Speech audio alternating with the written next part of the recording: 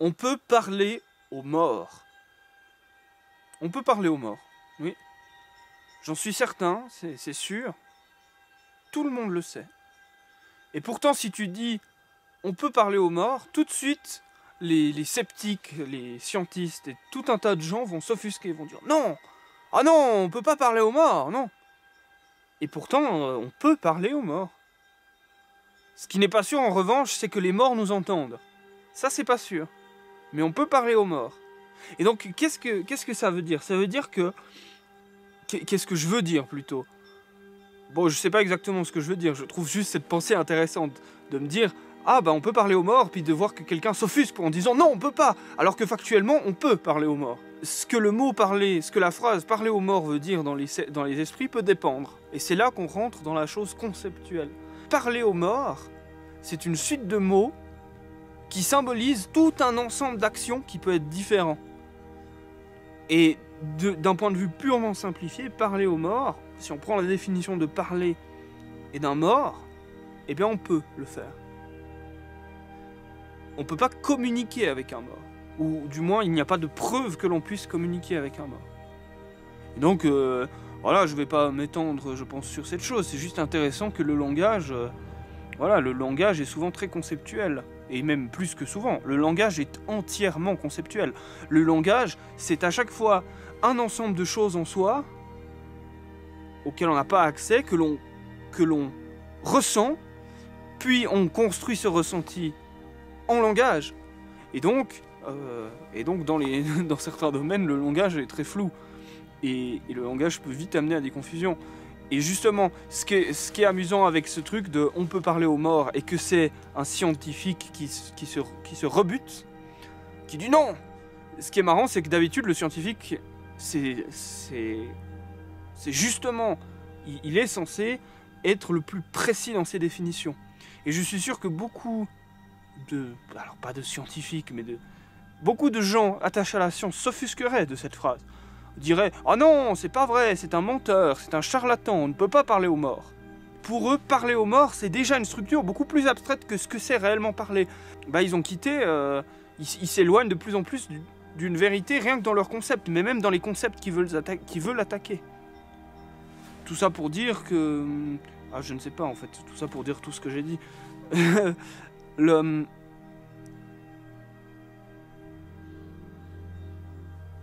Voilà, pour dire que le langage... voilà, j'ai tout dit, je crois. Je sais plus ce que j'ai dit et ce que j'ai pas dit. Eh bien, voilà.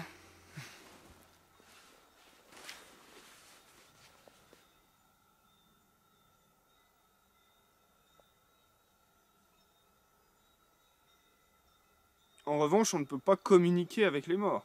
Du moins, on n'en a pas la démonstration. Si on veut réellement traiter cette question, et d'ailleurs cette question n'est certainement pas traitée par les sciences, parce qu'en fait le cadre qu'il faut mettre pour pouvoir tester ce genre de choses est à peu près impossible. Parce que déjà on doit définir ce que c'est la communication. À partir de quel moment y a-t-il communication? Est-ce que là je parle avec vous? Bah écoutez, j'ai pas de réponse. Donc est-ce que je communique? Bah, je sais pas. Je sais franchement pas. Vous pourrez me dire, ah oui, non, mais tu as une réponse plus tard dans le temps. Ailleurs, à un autre moment temporel, ailleurs dans l'espace-temps. Bah attends, si c'est ça la communication, eh ben je peux parler aux morts. Parce que si je parle à ma grand-mère, là, elle m'a répondu dans le passé. Bon, là, après, non, mais il faut que la communication réponde à un message précis. Il faut que tu envoies une clé et que le message en retour comporte la clé. Il faut que cette clé revienne. Il faut que, du coup, que ça interagisse de manière continue. Et tout ça, ça doit être défini. Donc là, on est dans la définition de la communication. Il faut que tu puisses envoyer une clé, que cette clé revienne. Mais elle ne doit pas revenir instantanément. Elle ne peut pas revenir instantanément. Si elle revient instantanément, c'est qu'il n'y a pas eu traitement du langage. Et là, on est dans des monstruosités temporelles. S'il y a réponse instantanée, Bon, déjà, on ne sait même pas si vraiment il peut y avoir. Enfin, donc la réponse doit être différée dans le temps, donc elle se produit ailleurs dans le temps. Enfin, c'est un merdier pas possible de définir ce qu'est la communication. Alors, vous allez me dire, ah bah là, c'est très conceptuel, on sait tous ce que c'est parler, et les morts ne nous répondent pas. Bah, peut-être, ouais, je sais pas.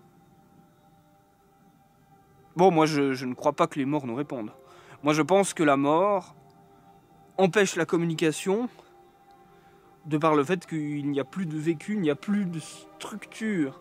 Mais là se pose une autre question, c'est qui est l'interlocuteur? Parce que dans communication, il y a interlocuteur. Donc là, on peut commencer à se poser cette question. D'accord, parler avec un mort, ce n'est pas possible car l'interlocuteur, l'autre personne n'est plus là. La communication se produit, mais il n'y a personne au bout du fil.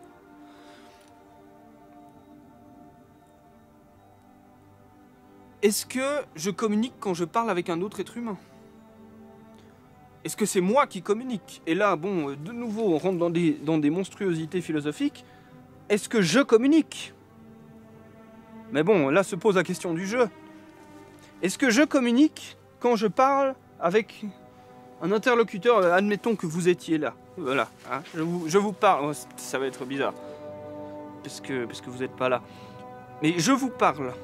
Est-ce moi qui vous parle? Ou est-ce un enchaînement de choses qui aboutissent à des sons dans ma voix, à des sons dans ma bouche, qui viennent chez vous et qui ensuite sont traités et renvoyés? Bah, on pourrait me dire oui, mais c'est ça la communication.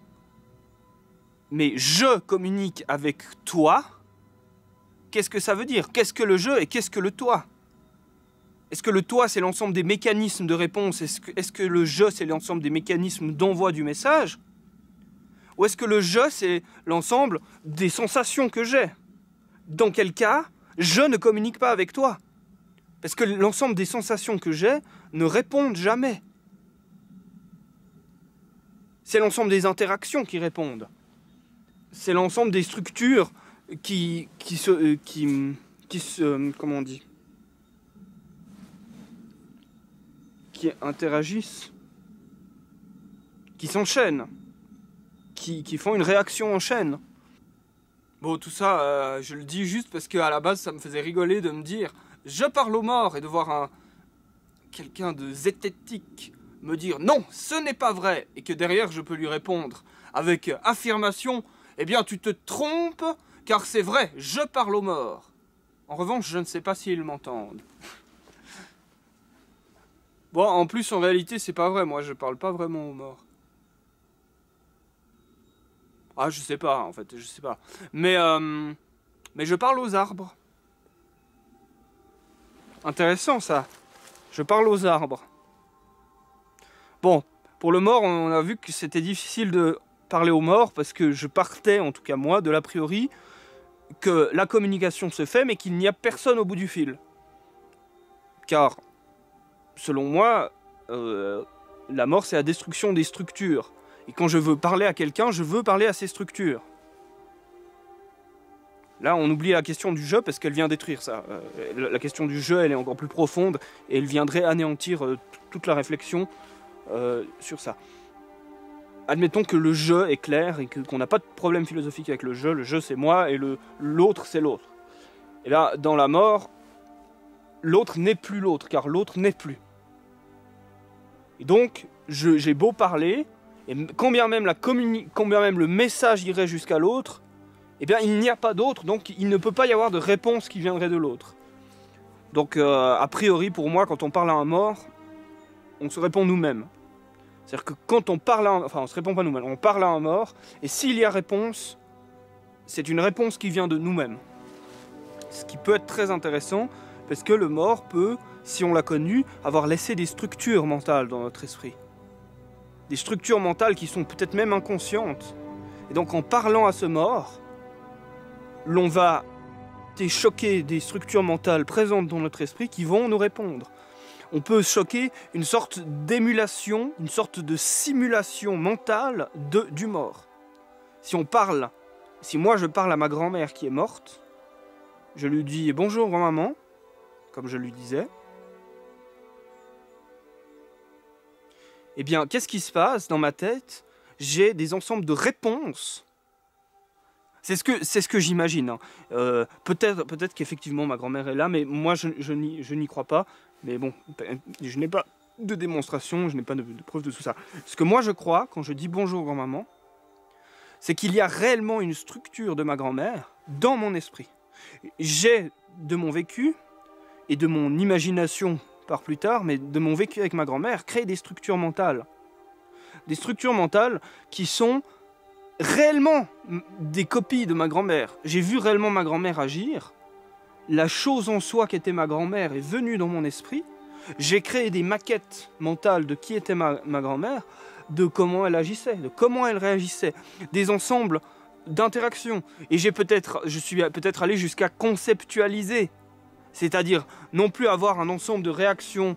Ma grand-mère aurait sauté quand elle aurait vu ça, elle se serait baissée quand elle aurait vu ça, comme des ensembles de pré-programmation. Mais j'ai peut-être réduit ma grand-mère en code, un ensemble d'informations qui permet de simuler ma grand-mère dans plein de cas. Par exemple, je peux imaginer ma grand-mère qui rentre, je sais pas, dans un temple bouddhiste. Je n'ai jamais vu ma grand-mère dans un temple bouddhiste. D'ailleurs, moi, je suis jamais allé dans un temple bouddhiste. Mais par différentes structures, je peux simuler ma grand-mère qui va dans un temple bouddhiste. Bref, là, c'est trop long sur la simulation de la grand-mère. Tout ça pour dire que quand je parle à ma grand-mère, si j'ai une réponse, je pense que c'est une réponse d'une grand-mère simulée dans mon esprit. Et ça peut être extrêmement intéressant. Car je peux accéder, par ce moyen, peut-être à des simulations, à des choses complexes dans l'esprit. Si je me dis, qu'aurait fait ma grand-mère dans cette situation? Et que là, la simulation que je fais de ma grand-mère répond à ma question, me donne la réponse de ma grand-mère dans cette situation, eh bien on peut dire que ma grand-mère m'a communiqué. Car en fait, ma grand-mère, dans le passé, a construit une structure qui me permet de la simuler et d'avoir ses réponses à elle. Tout comme je peux suffisamment vous communiquer pour que vous ayez une structure qui est la mienne, ou qui répond à ma structure, qui est une copie, peut-être mal faite, peut-être bien faite, et là, ça dépend de ce que moi je vous ai communiqué, et de comment vous l'avez appréhendé aussi. Mais vous pouvez construire une structure qui fait que je vous parle, quand bien même je ne suis plus là, et quand bien même peut-être je suis mort. Et donc, les morts nous communiquent. Et c'est intéressant parce que les morts nous communiquent depuis le passé. Quand on voit un tableau de la Renaissance, des morts nous communiquent. On ne peut pas leur répondre, mais des morts nous communiquent. Et là, c'est marrant, parce qu'en fait, la seule chose qui manque, c'est la réponse à nos questions, puisqu'on peut leur parler. Leur parler, c'est faisable, blablabla, mais sauf qu'ils ne reçoivent pas le message. Et ils peuvent nous parler. Il n'y a pas communication, mais... Enfin, il n'y a pas le renvoi du message, mais la structure, ils peuvent créer une structure suffisamment forte pour qu'on puisse les resimuler, les rappréhender et savoir ce qu'ils auraient pensé et ce qu'ils auraient répondu. Et donc on peut dialoguer avec eux. Et c'est comme ça que je peux répondre à Platon ou à Marc Aurèle ou à des grands philosophes. Parce qu'ils ont créé une structure de pensée suffisamment ancrée et suffisamment forte pour pouvoir simuler, en tout cas en partie, leurs propos, ce qu'ils pensent, ce qu'ils disent, ce qu'ils voient du monde. Et donc quelqu'un en 2018 peut répondre à Marc Aurèle sans passer pour un fou. C'est-à-dire que réellement, il répond à Marc Aurèle. Il répond aux propos de Marc Aurèle. Enfin, c'est difficile de dire réellement il répond à Marc Aurèle, c'est la chose en soi qui est Marc Aurèle n'est plus là. Mais qu'est-ce que la chose de Marc Aurèle? Quel est ce « je » que Marc Aurèle aurait pu dire? Quel est ce « je » Est-ce que c'est ses pensées? Si c'est ses pensées, dans ce cas, Marc Aurèle, il est toujours là. Mais je faisais cette démonstration pour c'était l'arbre qui nous avait mené là. L'arbre. Quand je parle à l'arbre, il est là. La chose en soi de l'arbre est là. Donc on est dans un cas différent. Quand je parle à ma grand-mère, la chose en soi de ma grand-mère n'est plus là. Il ne reste que la structure mentale de mon esprit. Quand je parle à l'arbre, il est là. La chose en soi, arbre, est ici. Donc l'arbre reçoit peut-être quelque chose. L'arbre reçoit le message. Il a peut-être lu le SMS. Le SMS est peut-être en une langue qu'il ne comprend pas. Mais il l'a reçu et ça change. Ma grand-mère, la chose en soi de ma grand-mère n'a pas reçu le SMS quand je lui parle. Quand elle est morte. La chose en soi de l'arbre a reçu le SMS.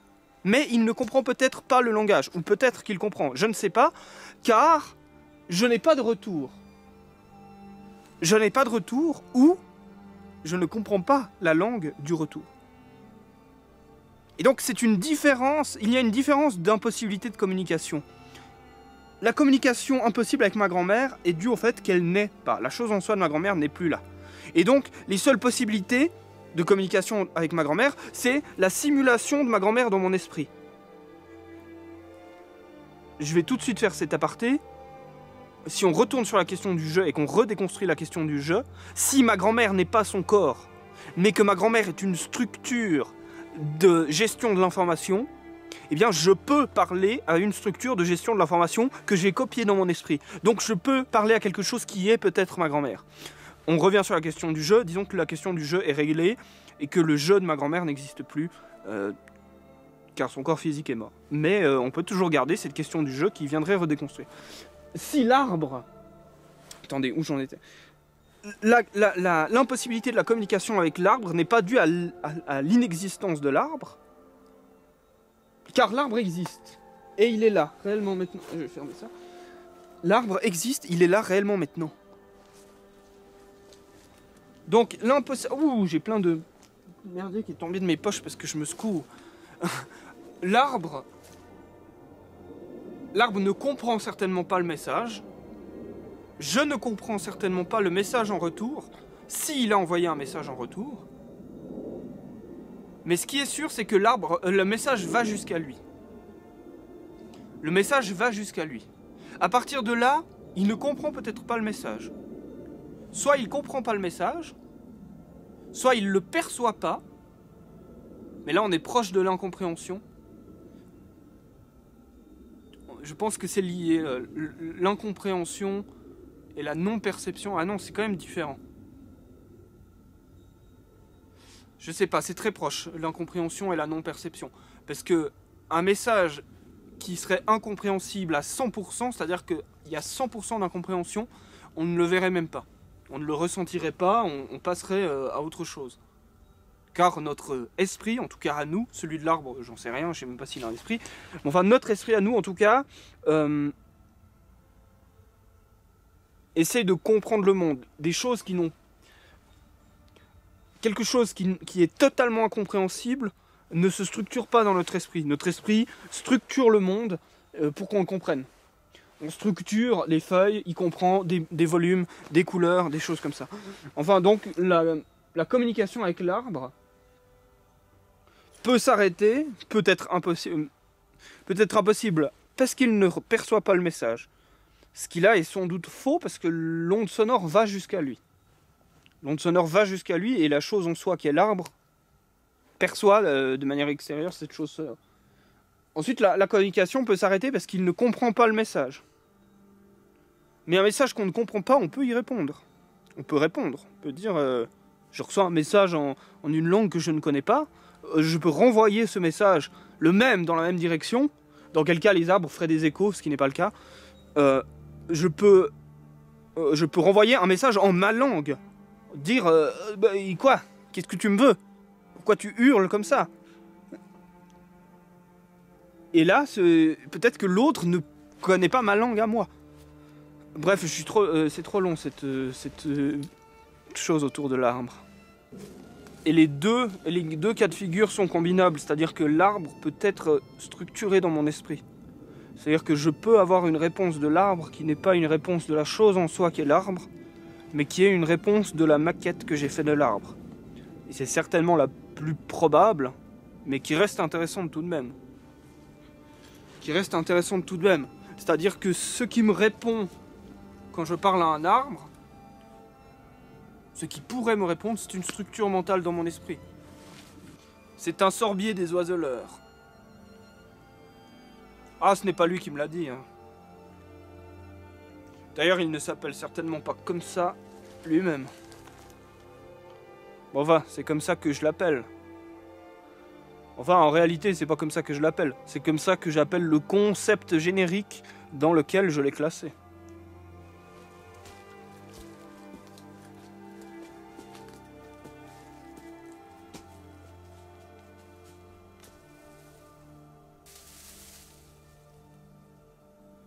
Au revoir à vous qui êtes dans le futur. Au revoir à vous qui ne pouvez absolument pas communiquer avec moi, car moi, au moment où vous recevrez ce message, je serai mort. Un autre moi aura pris ma place. Alors je vous dis, je vous dis pas au revoir, je vous dis pas adieu, je vous dis coucou.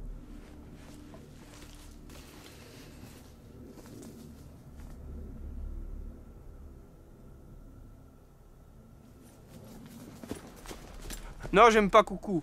Je vous dis salutations. Voilà.